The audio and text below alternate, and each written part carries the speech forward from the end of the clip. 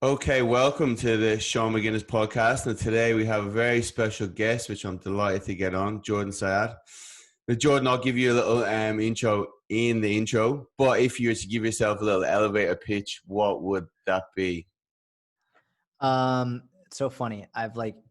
People are like, "Oh yeah, you do really good with sales." I don't know what an elevator pitch actually is, but my name's Jordon Syatt. I'm a short ball dude. I like to lift weights, personal trainer, nutrition coach. I post a lot of content online, Instagram, podcast, everything. So I just try and put out as much helpful content as I possibly can. Yeah, he's modest. I'll give him a better one in the intro. That's why I hate the same. Every like business coach or whatever I work with, like you need to get elevator pitch. I'm like, oh, it's so cringy. Like I can't do that. I literally I don't even know what an elevator pitch. I don't know what it actually is. I've heard I the think term. it's just when you give like tell someone what you're doing in a few words. I don't know, but every time you say you're a PT, you're like, oh yeah, my cousin's friend's a PT as well, and you're like, yeah, like the in thing. Okay, so Jordan. Now, funny enough, when I was doing research for this podcast, Jordan puts out kind of like you could say simplistic view of fat loss, which is again what a lot of people struggle with. I assume in making the stereotype, especially in America, where there's a lot of shit going on with regards to weight loss and fat loss, and you're just like, would you say you're kind of educator in regards fat loss when you're talking with a calorie model to actually educate people what's going on rather than going on silly detoxes and watching Dr. Phil for weight loss advice? I would say a lot of it is about just very simplistic education in regards to what they need to know, like keep it on a need to know basis. But also, I think an equally important part of it is making sure the information I'm giving out is practically applicable, right? Because a lot of people are like, all right, so today we're going to talk about the Krebs cycle and how your metabolism is affected. But by the time like the thing is done, if they even made it to the end of that piece of content, they still don't know what to do. They don't know, all right, well, how much should I eat? What foods should I be emphasizing? What do I need to do on a consistent basis? Like they don't know what to do. So you could try and brag and show off how many big words you know and talking about anterior pelvic tilt and the Krebs cycle and metabolism. But if you don't actually get to the end of a piece of content and give them practical advice, what the fuck are they going to be able to do from there? Yeah, and it's even like I made the mistake earlier on in my career where you're learning all this stuff that you just want to show off how much you know. And even from just getting a pinhole view of your Instagram and stuff, then when I actually started to research and listen to you on podcasts, I'm like, oh, this guy's actually smart. Like, no, like, but obviously you're putting out info not to impress trainers. You're putting out info that general pop people need that they don't know about. That's exactly right. One of my favorite quotes that someone much smarter than me said, which I don't know who said it, but they're right, is that a true expert can break down whatever their topic is into something so simple a 6-year-old can understand it. Whereas a lot of the people who aren't an expert in it yet, they're really worried about people knowing they're not an expert in it. So they'll try and overcompensate by using big words and big terms and trying to make it seem more complicated, when the reality is the expert is confident enough in their own knowledge to break it down in a way that's so simple anyone can get it. Yeah, I think it's that thing where maybe the insecurity, like you want to show people how much you know to kind of prove yourself as well. And even one of my guy mentors in Ireland, obviously, he was the same thing. I'm like, this guy's the smartest stuff, knows every muscle and tendon in the body, and he's just saying, just move your leg here, like just such a simple way. It's crazy. But even regards, obviously, you're educating people calorie deficit, and that's the basis of weight loss. But from listening to you on other stuff, you obviously don't just give people calories and say, okay, this is it, stick to that. Like you have a holistic view of weight loss and fat loss. So can you talk a little bit about that, about how maybe you deal with your clients and the other aspects that you look at as well? Yeah. So, I mean, I think one thing we have to look at is what is the major reason people don't succeed with their weight loss? Or like what is the most common reason that people will not succeed? And there are a number of really common reasons, but I think if we break it down, one of the most common is that people just aren't being consistent, right? So whatever it is they're doing, they're not being consistent with it. So if we look at what they're not being consistent with, a lot of it boils down to the methods they're using, right? So one of my favorite sayings is, if the methods are unsustainable, the results are unsustainable. And so if you lose 20 pounds in a month doing a juice cleanse, but you're not going to do a juice cleanse for the rest of your life, then how do you expect to maintain that progress?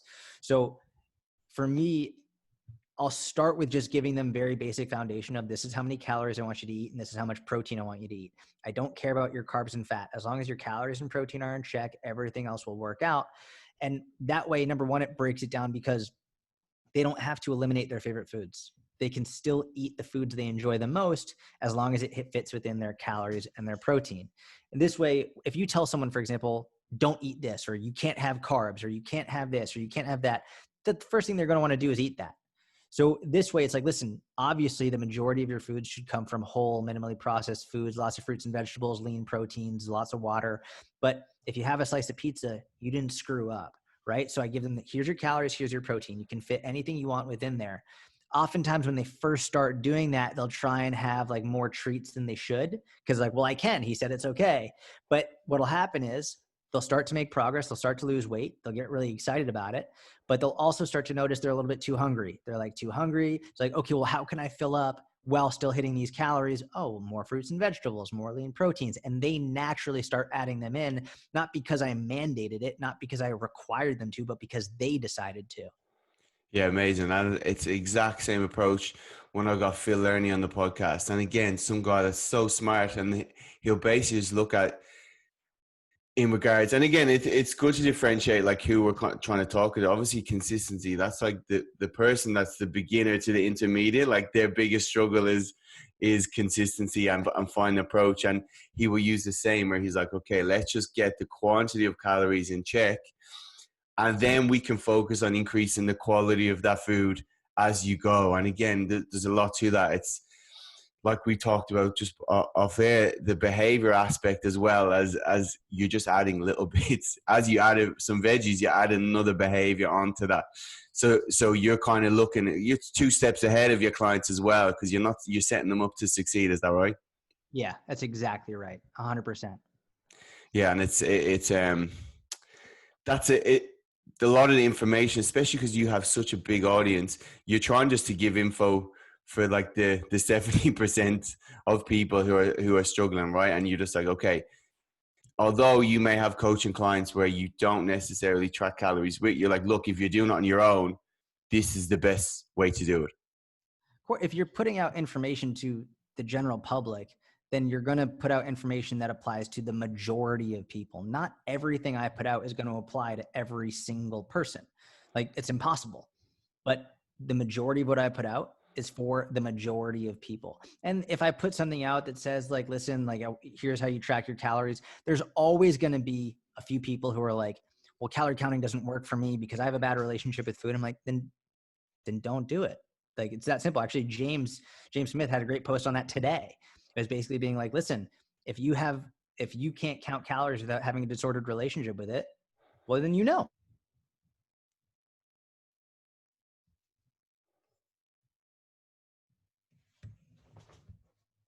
for a brief period of time is going to help them get a better understanding of how much they should be eating.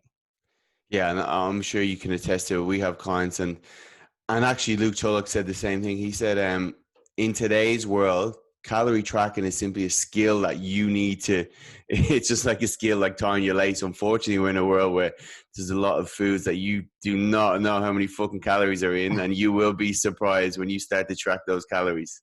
Yeah, absolutely. And it can even be foods that might be quote unquote healthy, right? Like nuts. I was just speaking with a guy at my jiu-jitsu gym who's like been struggling to lose weight. And I was like, well, what are you eating? And he writes down everything he's eating, and he writes down in there like a handful of nuts. And I was like, send me a picture of your handful of nuts. And number one, it turns out to be more than one handful. And number two is it's a fuck ton of nuts. And in his mind, he's like, I'm having healthy fats and high protein.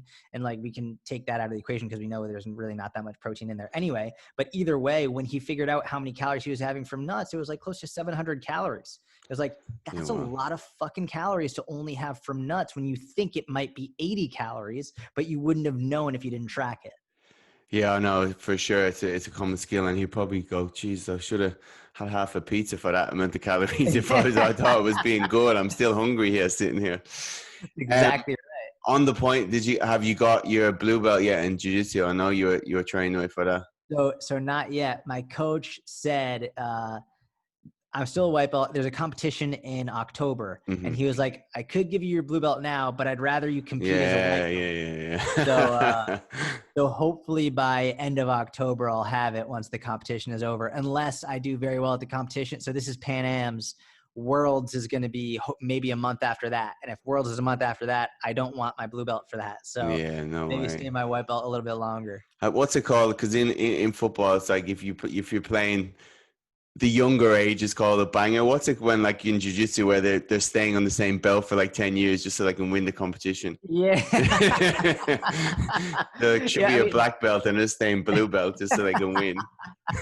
The funny thing is, especially with jiu-jitsu, it's like, even if I win gold in World as a white belt, it doesn't matter. I'm still a white belt, you know? Yeah. So it's like, what's the point? People really only care about like brown and black belts anyway. So it's like, listen, I've been doing jiu-jitsu for just over a year. And my coach is like, listen, if you weren't going to compete, then I would give you your blue belt now. But because you're competing, like I want you to stay a white belt a little bit longer. It's sort of like in fitness, right? It's like, if someone's competing in powerlifting, I'm going to treat them differently than if they're just doing the power lifts as part of their training. Like I'm going to give them more percentage-based training. I'm going to be more intent with it. I'm going to have them send me videos so they can watch their technique when they're doing a 1 rep max, versus someone who's just, hey, I'm just in this to feel better and get stronger. We're not going to be as intense with it.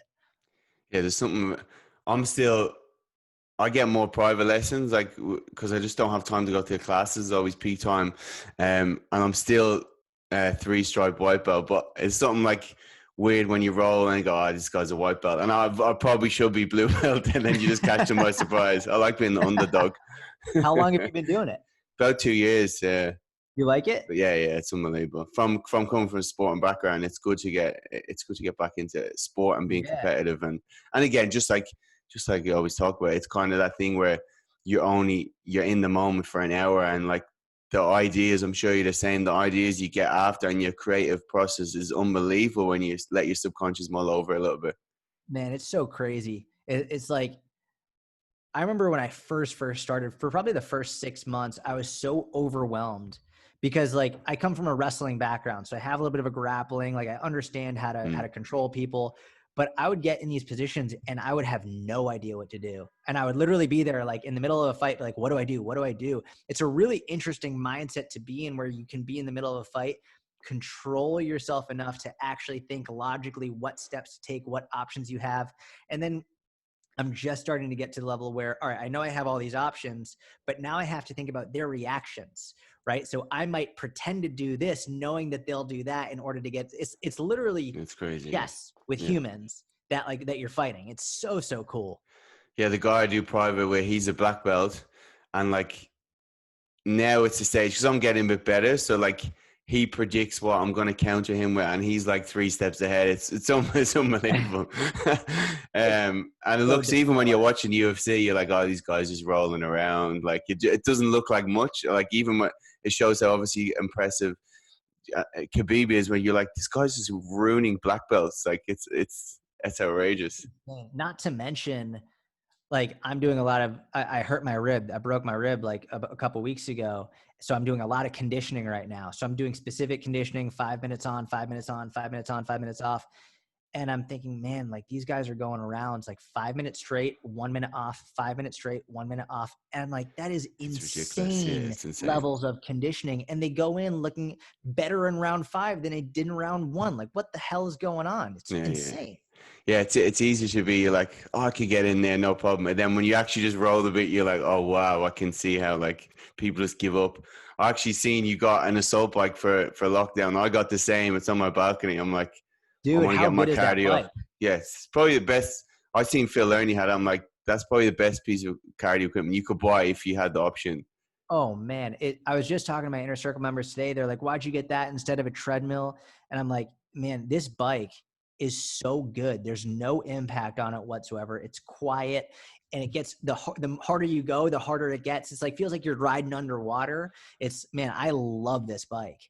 It's amazing. I even tell for actually 2 of my clients, they've got the same, just because again, like you said, I got, you're trying to get people to work aerobically, but you don't want any joint impact, which is why, like, even during lockdown, although it was brilliant to see people exercise, you're like, oh, please don't run. Like, you just start off, just walk. Like, you don't want to wreck your knees and joints. Yeah, like when they're doing burpees with jumps on Oh, I top, and know. they're like going down into push-ups, like landing on their wrists and elbows super hard. I'm like, oh There's a man. smarter way. There's a smarter way. So even with the jiu-jitsu, Luke Lehman, one of the guests I got on, he actually had an interest in, he's opening a gym in Brisbane, and he was going to do like a belt system for his gym. I love So that. I've yeah, been like thinking for about weight that. loss, for weight loss. So like your white belt, okay, we're just gonna start you tracking them, and you're just gonna get some protein with every meal. And again, it feeds into the same kind of behavioral psychology that you've studied before, and probably what you do with your clients naturally anyway. Yeah, I mean, it's funny. I've been thinking about how to do that on a large scale for like a membership, right? For one-on-one coaching, I could see it being relatively easy to Yeah, implement. yeah, But I've been thinking about, so for example, with jujitsu, one of the things I've loved about it is they have the attendance card. So when you yeah, go in, yeah. and it's funny because there's a meme that I saw a lot of my jujitsu coaches sharing, that like a white belt comes in, they're like, I don't know why I'm not a blue belt yet. And then like well, let's look at your attendance card. And it's like, you've been here 4 times in the last 3 months. It's like, it's staring you right in the face. You know whether you've been there or not. And I think that's one of the reasons I really like when people track their calorie and their protein consistency. You make a calendar. Did you hit it today or did you not? It's like, it's as simple as, did you attend class or did you not? If you went over your calories or you didn't hit your protein, it's not you didn't get it. So mark it as you didn't get it. And so I like having people doing that, and then maybe coming up with a system where if they do that at least 80% consistently for 60 days straight, they get a stripe, right? Or they get a belt after a certain time. I think that would be a really, really cool way to incentivize people to stay more consistent. Yeah, and it's the same. Obviously, there's heaps of memes about where like the black belt or the professor will be explaining a move, and then it's always the white belt to be like, "What about this? What about this?" They're always going too advanced. We're like, mate, you just need to like just focus on your guard for a second. And it's the same with weight loss, where people are like, I want to get my shake within 30 minutes of my training sessions. Like, you don't even know how much protein you're hitting per day, like, and you're focused on a Right. protein shake. Or they're like, maybe I'm going to get a waist trainer. I'm going to get a vibrating belt. Like I'm going to like focus. I'm going to do this like really high intensity cardio sprints. I'm like, it doesn't matter because like you might do your high intensity cardio, but you're eating 4,000 calories. So like, let's get this. And you're not moving all throughout the day. And it does teach the saying that thing where it's like, okay, it delayed gratification for the first, like, even when I jiu-jitsu, for the first like 6 months, I was getting mauled, and I'm pretty competitive. So I'm like, fuck this. Like, I hate losing. But everyone says it, like, just stick with it and you'll enjoy it after a year. And I suppose it's kind of the same with weight loss. Like, people probably don't enjoy training when they're unfit and like it hurts a lot. But then it starts to positively reinforce better. And then you create that good momentum from the habit change from there. That's a great point. And it's one of the reasons that I don't like it when coaches just say like, you just got to enjoy the process. Cause I mean, like sometimes you're just not going to, like, sometimes it's going to suck. Like you're not going to want to go to the gym. You're not going to want to hit your calories. I think when you just say, well, you just got to enjoy it. That's coming from coaches who are obsessed with training and nutrition and they love it, but they're not the majority of people. And I think one of the best pieces of advice I got when I started jujitsu was someone said to me, you're going to suck for the first 2 years. Like the first 2 years are going to be awful. And that gave me a realistic expectation of what I could expect going into every class, knowing it's going to be difficult. And as long as I stick with it, it will eventually pay off. And that allowed me to get through the classes where I was just getting mauled and the shit beat out of me. So now I can go there and I can actually hold my own. But if someone told me, yeah, just enjoy it, like it's going to be great, then I'd be like, this sucks. Like I'm terrible. I'm getting my ass kicked every day. I quit. Yeah, I think it goes back to the same thing. It's like happiness is something about how you frame your expectations. And so I love that. if you're in a reality of like, and that's the same with weight loss, where people come in and maybe they have the expectations they're watching The Biggest Loser, they're going to lose a lot of weight, or they're going to feel great after every training session and hyped up. And I always I have this thing, again, from a psychology background, where I go, hashtag you won't always be motivated, because people look at Instagram and think, why am I motivated like these Instagram people? Like, I could not be fuck to go to training today? Like, what's going on?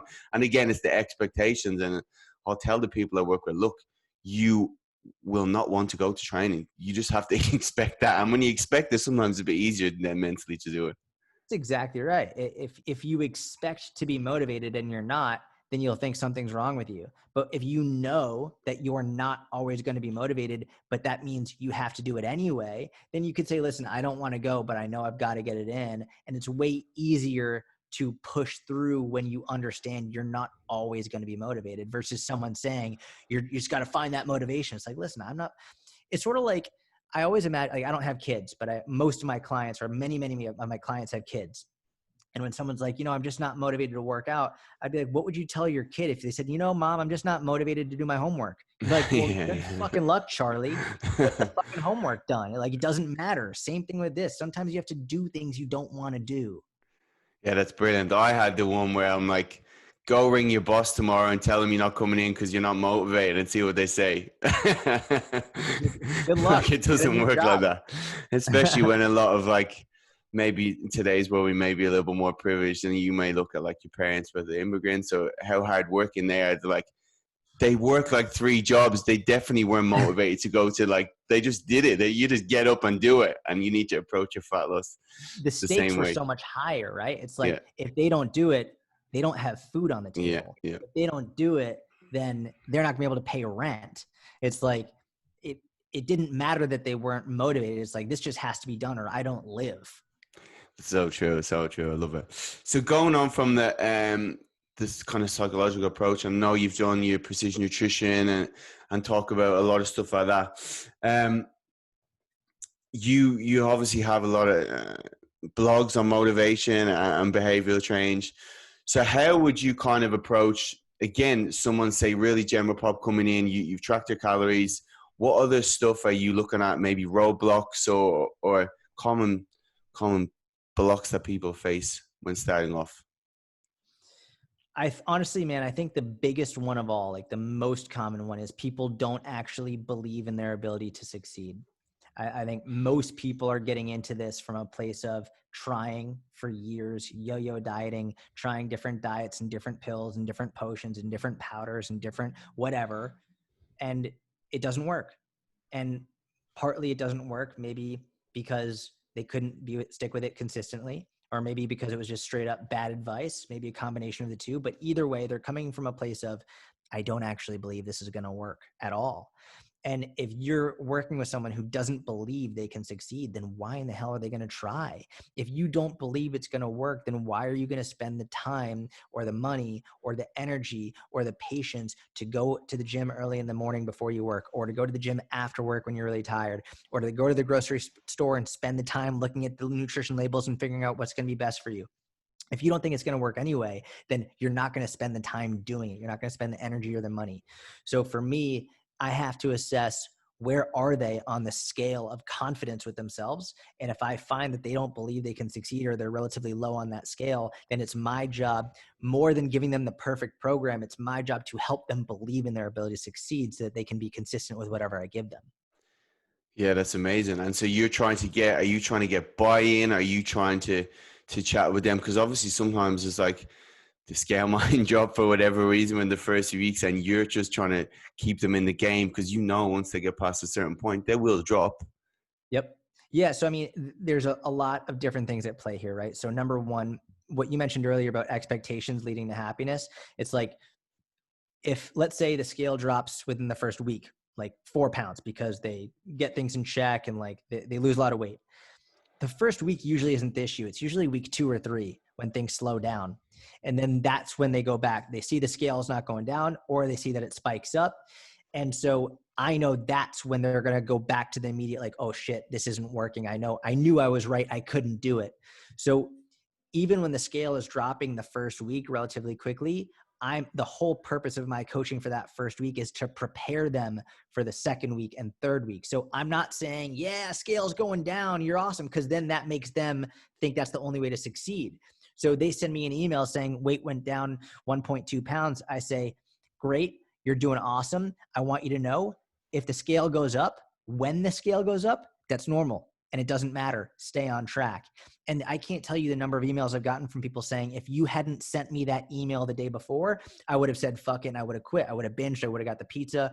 But because you told me this for the entire first week, it helped me be more okay with it. And not to say it was easy. They still didn't like it, but they were prepared for what was to come. Yeah, that's such a golden nugget. I actually do the exact same myself. Now, I wish I kind of, obviously with experience, you can tell graphs, and when you see people's weight, you're like, oh, no, it's going to come down. That's good. When you're Yep. starting off, you're like, what is going on? This book said this weight should be, you're in a deficit, it should drop. And again, I'm a kind of a fan, especially my online clients. I'll weigh them in frequently. And I know you do the same. And you said in a podcast before that a lot of people's problems with the scales is, again, they just don't know how to interpret it properly. And I think you said if they have a bad relationship and they just stay away from it, it doesn't make it any better. Makes it worse. Yeah. It makes it worse. I mean, the number of people that I know, I know so many people who are scared to go to the doctor, who hate going to the doctor because they know the doctor is going to weigh them. I'm like, man, if the scale is keeping you from going to get your health checked, that's a big fucking problem. That literally just stepping on the scale is preventing you from going to see your physician. And I know that's some people's the worst part about going to the doctor is getting on the scale. I'm like, if you literally, you smash the scale, get it out of your house, you make it out to be this big evil thing, and the only time of the year that you step on it is when you go to the doctor, you better believe you're gonna have a terrible relationship with the scale. But if you can step on it every day or several times a week with no emotion attached, then going to the doctor is a non-issue because you're aware that it doesn't tell you your worth as a human. Any single weigh-in doesn't mean that you've gained or lost fat. It's all about over time. So when you go to the doctor, you're going to be weighing in with clothes on. You're going to weigh more anyway. And when you know that, you can be like, cool, like it doesn't matter. This is just one weigh in of 364 more this year. It's just data. Yeah, this is a metric. And again, it's like some people kind of say, oh, I don't like weighing in on Monday. I was like, I don't like checking my bank balance after I went out a night of drinking, but you just have to do it. Otherwise your card's going to get declined in the supermarket. Like that. It's just the thing you have to do. And again, like you said, with expectations, it's like, look, if you do have a carb heavy weekend, your weight could be 2 kilos difference between that Monday and that Friday, but let's just do it every day and we'll see the average. That's exactly right. Like so I broke my rib and I like reheard it, went and got the x-ray. I was told I might not be able to compete. And I've been cutting weight for this competition and I got super pissed. So I had a whole big container of Cinnamon Toast Crunch and I got a ton of sushi because I was like, mad, whatever. And I weighed in and I was 5 pounds up the next day. It's like, but now I'm back on track and I'm 3 pounds back down. It's like, if I let that one weigh in make me believe illogically that I had gained 5 pounds of fat, then I would have kept going off track and would have gained a lot more weight. But it was just, I ate more food. So of course you're going to weigh more. It doesn't mean it's fat. There's so much more going on there. There's bone, there's muscle, there's water, there's glycogen, there's food. It's like, you're stepping on the scale. If you cut off, if you have a big head full of hair and you cut off a bunch of hair, you're going to weigh less. I mean, I don't have any hair, so I can't do that. But I remember when I was wrestling in high school and I had to lose a couple ounces, like I had a big head of hair. So sometimes I would just shave my head and I'd be good. Yeah. And it's a thing that, I'm the same. It's not talked about as much, maybe, like the difference between like fat gain and then water gain. And again, it's the same. I've had clients where they may have lost, say, 3-4 kilos over the course of 2 months, let's say. And then they go on a big carb heavy weekend because they haven't probably binged out in a while. And then they think they're back to the start because they look at the scale and they're like, well, I'm back where I was 2 months ago. What the hell is going on? And you're like, no, just stick with it. It'll come back. Just relax. In a few days. Just get back on track. It'll be fine. So we talked about like guilt on the scale and trying to use metrics as a way of getting around that. Because again, even they've seen the studies that people that do weigh more, it's a form of accountability in itself. They do maintain that weight loss longer, right? Absolutely. It's actually unbelievably clear in the literature is that people who weigh more frequently maintain a healthier body weight. It's like, and it's how shocking, right? I guarantee people who maintain a close eye on their bank account and their income and their expenses probably on the whole do a better job of not going into debt and not like spending more than is in their bank account and not owing more on their credit cards because they're just keeping track of it. The more you keep a blind eye to it and pretend it's not there, the easier it is to make mistakes and just justify doing things that you shouldn't do. If you know you're going to weigh in the next day, odds are you're going to keep your calories in check a little bit. Maybe you're not going to keep eating and keep eating and keep eating. Maybe you're just going to, you might enjoy yourself, might have a treat, but instead of saying, oh, well, I already screwed up, I might as well have as much as I possibly can, you have your treat and you keep it at that one. I can definitely attest to that. You know, to check like your bank account for a few weeks and you look at it, it's the same way you're tracking food and you're like, iTunes, $6 a month, Spotify. I didn't know I was even signed up to these things. I forgot to cancel, and you're just getting raped for fees, like left, right, center. It's the same when people track their food and they go, I'm not losing weight. Oh, yes, this tablespoon of olive oil here, this nibble, this bite. It's the exact same thing, like just in different scenario. That's 100% right. So we've talked about like the guilt around the scale. Now you've done a thing before where you've touched on loads of times where you've eaten McDonald's every day just to show people, not that McDonald's is great, but again, you can still lose weight by controlling your calories. And a big thing you talk about, which I love, is trying to take the guilt away from food and social occasions and kind of, so how do you approach that with your clients? Because I love that. So, I mean, I think the piece of content that I'm most proud of I've thousands and thousands of pieces of content since July of 2011 is when I started my website. The piece of content I'm most proud of is the Big Mac Challenge, which is where I ate one Big Mac every day for 30 days straight and I lost 7 pounds. And like you said, it wasn't to say the Big Mac is healthy. It's not to say you should eat more McDonald's. The whole purpose was because I see a lot of people, they have a slice of cake at a birthday party. They have a slice of pizza. They have a couple cookies. They have a pie at Thanksgiving, whatever it is. And they think they screwed up. They think that like they ruined their progress. And then because of that one meal, they then keep going off track. They justify it by saying, well, I already screwed up, so I might as well just keep doing this. And then of course, a week later, a month later, a year later, they've really done some damage that could have been completely avoided if they just got back on track the next bite. That's really it. So the purpose of the Big Mac Challenge was to say, even if you're having something on a regular basis, as long as you're good with your calories, you'll still make progress. And the whole purpose was to show people like, just you're never more than one bite away from getting right back on track. Like if you watch that Big Mac Challenge, you'll see when I went to McDonald's, like I could have gotten the fries, I could have gotten a regular Coke, I could have gotten this, I could have supersized it, but I'm an adult. I have a choice. I can say, no, thank you. I don't want that. I can put whatever I want on it.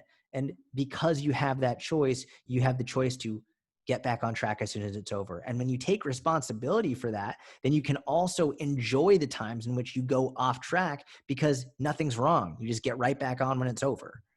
Yeah, and I think, just like you said, having that sense of autonomy and freedom is a massive thing. I can't remember who said it. A good fat loss plan is the perfect mix between like rigidness but autonomy. So you still have general rules in place, but then you have the freedom to be able to apply that to your whole life and still live a good life, which is what it's all about. That's exactly right. And I think that's an important discussion because in recent years, the whole flexible dieting crowd, I love the original purpose of flexible dieting, which was to, like you can enjoy your favorite foods in moderation. Unfortunately, recently flexible dieting has become this thing where it's like, well, you just eat whatever you want in whatever portions you want. And like, it's okay because you're great. It's like, listen, you might be a great person, but that doesn't mean that you can eat however much the fuck you want of whatever you want. You've still got to keep some portion size control. Like just because you're keeping control of your portion sizes doesn't mean that you're like restricting yourself too much. It just means in life, in the same way you need to make sure you don't spend way more money than you have, you should probably also make sure you're not eating way more than you should on a regular basis. It doesn't mean you're depriving yourself. It doesn't mean that you're like giving into diet culture. It just means that you're fucking aware of how many calories you're eating, and that's it. Yeah, I had to, it kept coming up my homepage on Instagram, anti-diet culture. I had to block all those sites because I was just like, this is too far. Like again, just like I talked about last week with Rodden, intuitive eating is like our brains are literally wired to have all the foods that are going to make us fat. You cannot, if you intuitively eat, you will become overweight. It's a thing. And again, just like you talked about, when it comes to the calorie model, that doesn't mean you can just eat shit for all your calories, because you're going to get too hungry. And again, that's Yeah. another people talk about. They go, again, probably the same yourself. Oh, they may envision themselves always having to be hungry to lose weight. And it's like, nah, I want to try fill you up on as much good food as possible so you can enjoy the good stuff, Yeah, or the foods you exactly. enjoy. And like, obviously there are some foods that are more nutrient dense. They're going to be better for your health, for your gut health, for your immune system. Of course, that comes from the majority of whole minimally processed foods. But it doesn't mean you can't enjoy other foods in moderation. But that's the key part, is just in moderation. I see so much now people being like, just eat the chips. If you want the whole bag, have the whole Oh bag. If my you want days. the whole tub of ice cream, have the whole tub of ice cream. It's like, what are you doing? Like, that's not helping. It's enabling people to live a very unhealthy life. It's, if you really want to help people establish control, then you have to help them establish control and understand there are limits to everything. It's like, it doesn't, like, there, I don't know anybody who would say you should just work all the time. And if you want to work all the time, then don't worry about it. Don't worry about taking family time. Don't worry about taking vacation. Just work constantly. It's like, no, we have to have some control and moderation. Yeah, work hard, but also take time away. Same thing with your nutrition. Like, you shouldn't only eat 100% healthy foods out of a fear of not being able to eat something unhealthy. And you shouldn't only eat as much as you want of whatever you want, because that's not good either. We have to find the balance. I know, it's crazy. Yeah, you look like the people telling you just to eat chips and eat the chips if you want to. It's like, that's like a financial advisor just saying spend all your money if you want to. Like, you're not going to get anywhere from doing that. And again, it comes back to kind of, probably you can agree, the real thing where you would want to get someone who's not tracking the calories forever, but just giving them the right education around, especially the foods they enjoy and how to fit that in to their lifestyle. I'll get a lot of Irish online clients. I'm like, well, of course, these people are going to drink for the rest of their life. So I need to show them how to fit those drinks in on Saturday and not let it ruin our progress on Sunday, and still be able to reach our goals. It'd be the same over there for you. That's exactly right. That's exactly right. And again, it comes back to that, even the stage of change where you've talked about before, you want people to get to, which is, again, ironically, in a realm of weight loss, which is all behavior change. Behavior change is not talked about. It's just like, Man, when the, you just said stages of change, you're the first other coach I've ever heard talk about that. Like, yeah, I don't hear any coaches talking about like the trans theoretical model of behavior change, none of it. Like, they don't know that. yeah, It's like they spend all their time learning periodization and macronutrient distribution. And I'm like, you would really do well to spend a little bit more time on understanding behavior. yeah. I know, it's crazy, and it's even just good for clients to understand that. Look, especially, obviously, the massively high percentage of people that gain the weight back after, this is where you are in the model. Like, if you do not maintain those habits for long enough, when you lose the weight, it's not over. If you do not do that, you're coming straight back around to start all over again. That's It's exactly like right. snakes and ladders. And every time you start over, it gets harder and harder to believe that you're actually going to succeed. Yeah, and again, some people, if you're looking at maintenance, so how do you monitor people maintaining their behaviors, or maybe set that expectation of, look, you might lose weight, but if it's still an effort to do these behaviors, you're not at that automaticity stage yet. I mean, I think a lot of, again, it comes with expectations in terms of, so for example, one of the major issues, struggles I've seen people have with maintenance is the idea that, number one, they're going to look exactly the same as they did when they were at their leanest. I've seen people really struggle with the idea that, well, okay, so let's say they got to 150 pounds at their leanest. It's like, cool. So when you go to maintenance, you're going to gain a few pounds. It doesn't mean that you're gaining a lot of body fat. It just means that you're going to be eating more. There'll be, so people will see that weight spike up 3 to 5 pounds and they'll freak out and they'll want to go right back into a deficit, or they think they screwed up. Letting them know ahead of time, this is what's going to happen. This is normal. It's part of the process. Also understanding that, I think in the same way, there's a learning curve to learning how to eat in a calorie deficit. There's a learning curve to how to eat at maintenance. There's a learning curve to understanding what that's like. And I think it takes anybody several times of going through it to master it, to really get it. Generally speaking, the first time someone goes from overweight, calorie deficit to maintenance, they're not going to get it that first time. There's going to be trial and error. It's part of the process. And letting them know that from the beginning, being like, listen, you're going to do this. There's going to be troubles here and there's going to be troubles here. And every step along the way, there's more and more obstacles to overcome, which is why for me, when people come to me like, all right, by this date, I want to achieve this. I'm like, starting from a difficult place altogether, right? Because you could lose all the weight you want to lose by this date, but there's always going to be something that you're still not happy with. So getting sort of the finish line mentality out of there and just being like, this is a process for lifelong. It goes back to jujitsu, right? It's like, I talk to black belts and they're like, listen, I still suck. Right. It's like, it's a lifelong process where you never, ever, ever stop. It's why one of the things I love about black belts is they still get promoted.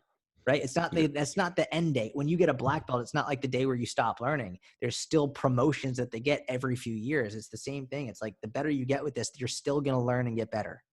Yeah. And it's the same, obviously, with black belts when they train. When you're a white belt or even when you're a blue belt, you're like consciously thinking, okay, what's my next move? When you're a black belt, it's all automatic. And again, Yes. for people that can do intuitive eating properly are people that have just tracked the food meticulously for years, that they automatically, okay, I automatically just get protein with every meal. I automatically try to get some veggies. This has become automatic. That's this. I always tell people, I'm sure you're the same, that when I started working them online, look, although I might run 12-week programs, if I can get you to the stage where you are doing these things automatically, perfect. Cancel your membership, and then I've done a good job. Like that's the goal. Exactly right. That's exactly the goal, is to get to the point where you don't need me anymore. Yeah, and the same with training and nutrition and stuff like that. So what is there any other ways that people may not see on social media that you deal with your clients, or any philosophies that you use that you may not post as much on social media? Maybe more about like stress management, sleep, all those other lifestyle issues that we know play a big role in maintaining that calorie deficit, but are not sexy enough to put on social media, and not maybe as engaging. I mean, I'm pretty open with everything, but I will say one thing that I think I don't talk a lot about, just because it's such a in the order of importance, it ranks somewhat lower. Mm-hmm. But I think palatable foods Mm-hmm. is a really important discussion to have, where people are always looking for something that's like sweeter and like high fat, high carb, that like is super salty, whatever. It's just like, when you have something that's very highly palatable, it's so much easier to overeat it, right? So the reason I often don't talk about this as much is because it can come across as my way of saying, don't eat those foods. Mm-hmm. Yeah. It's not the point of what I'm saying. The point is, once you get to a certain point of awareness around calories and protein and foods that fill you up, and you have a hold on moderation and balance in your life, then you can start to be a little bit more aware of, all right, so what foods am I most likely to overeat? What foods are better for me to keep in the house? Maybe is there a strategy I can use that is going to help me better prioritize when I'll eat these versus when I won't eat these? And generally speaking, I found that this works with people who are very, very overweight, but also people who are trying to get to a very, very high level of leanness, like super low body fat percentage. I think being aware of the foods that you're eating and their palatability can actually be very helpful for understanding sort of like your response to certain foods.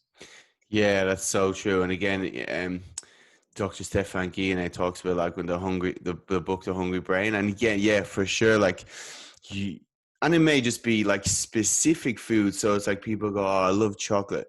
No, you just love this particular chocolate that is so hyper palatable, you cannot stop eating it. And again, people, it's tied in, but people sometimes mistake eating these foods for like, oh, I have a binge eating disorder. No, you're just eating foods that like override your appetite and you just can't stop. And it's so easy to eat, Yeah. like melt in your mouth, goes right down, doesn't fill you up very much. It's like, And I think another thing is people will sort of go back and forth between different palatable foods, like one sweet, one salty. And it's like you can eat so much more Hmm. when you have different types of foods with different tastes and textures. If you look at research around buffets, people will eat outrageously more when they have unlimited options versus when they just have one option or two options. So for me, it's one of the things that I'll always tell people, like if you're going to go to a party, Super Bowl party, Thanksgiving, whatever, I'll say pick one dessert and have as much of that one dessert as you want, Mm. but that's the only dessert that you have. That's why, listen, like if you want the pumpkin pie, have pumpkin pie, but you can only have pumpkin pie. You can't have the pumpkin pie and the apple crisp and the peach cobbler and the ice cream and the pizza. Pick one. And that way they'll usually end up having one, two, maybe three slices, but that's it. As opposed to if they could have one of everything, they'll eat thousands more. Yeah, wow. I'm gonna steal that one. Yeah, the buffet effect where you're just gonna eat way more, and it's kind of like, especially with even you'll do that with just even normal palatable, unpalatable food. Like you'll Yeah. overeat if it's there. No mind like hyper palatable, and I think someone described it as like, um, when you play a song, the best bit of the song is the first 30 seconds because it spikes your dopamine, and then Yep. like a radio DJ, you're just going to skip again. Next song, next song. You never let the song finish because you just keep going around. And it's the same with food. So true. Dopamine spike. Can't stop eating. This is unbelievable. But yeah, That's a that. great analogy. And I know a lot of people, one thing they'll talk about when they're at their grandmother's house or at a family member's house, they have this like fear of missing out with certain foods. Whoa, I don't want to miss that. I don't want to miss that. So every time they go to a new food, they get that like spike in dopamine. Oh, I get this. Oh, I get that. It's like, listen, if you say no to two or three of those things, but you say yes to one, that's fine. Like you're good. Like Mm, you're not missing out on this. Like if you're traveling across the world on a 14-day vacation to Italy and Greece and all these places, go for it. yeah, Have it all. yeah, It's 14 days. But if we're talking about every Friday night or you're at home or you're just going to a party, like you don't need to eat every single thing there. Just like mm, being honest, you don't. Like, and let's say on the off chance you do, let's say you're like, fuck it, whatever. I'm gonna eat all of it. Cool. Then the next day, get back on track. yeah. Like, just start. Don't think you fucked up. Don't use that as a justification to then go to the diner and have the pancakes and the waffles and the ice cream. Get back on track. Ideally, I'd like you to have some semblance of moderation and just pick one of them. But if God forbid you go off track, it's not a big fucking deal. Just get right back on. Yeah, that kind of needs to be like the asterisk beside calorie deficit. Look, be careful of the foods that you just overeat on naturally. It's not your fault. It's just certain textures. What would be yours over there, Jordan? What are The the food ones you? that I could just eat as much as Yeah, yeah, probably pizza. yeah. I could just eat ungodly amounts of pizza. It's funny when I used to, because over a decade ago, I had a really unhealthy relationship with food. So if I was going to have pizza, like I'd be able to eat a whole pizza, no Mm-hmm, problem. Now I'll have 3 to 4 slices and I'm good. Like, mm-hmm. but a lot of that comes from knowing that it's not bad. Like it's not off limits.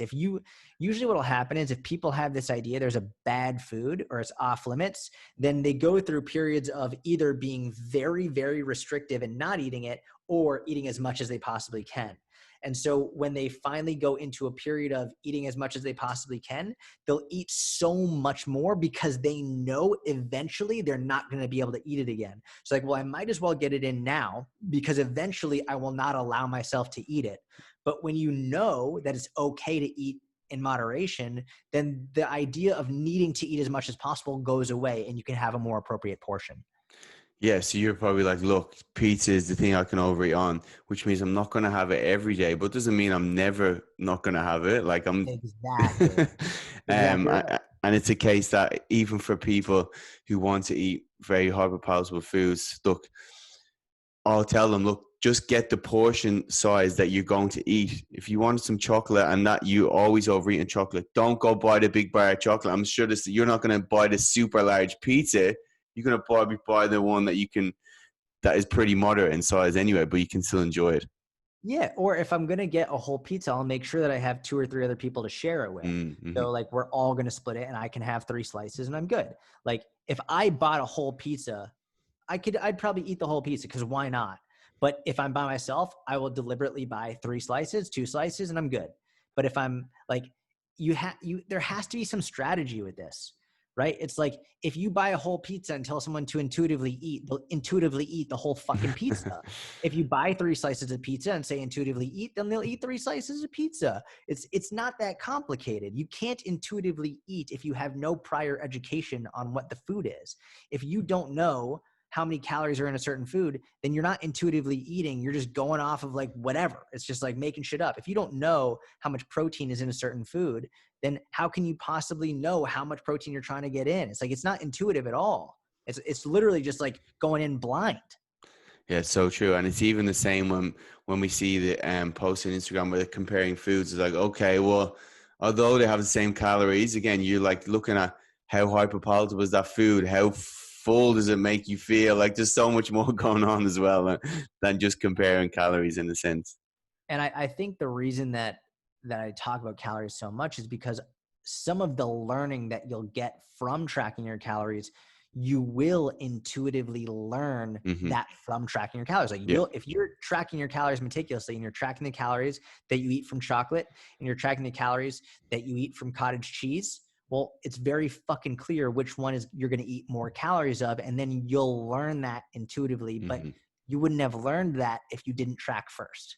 Yeah, and yeah, that's so true. It's just a skill, and even while people were in lockdown, it's like, okay, if you want to, you can actually weigh your food now and track it for a few weeks, just to get a bit more of a skill to be able to use that long term to keep that weight off. And just like you said, with the palatability of foods, it's like some foods are just very tasty from a mechanism point of view. They just spike your dopamine, override your appetite, and you eat more of. So don't feel guilty when you do that. Like it's what's supposed to happen. These food companies are getting very, very smart neuroscientists in there to figure out what you're going to overeat on.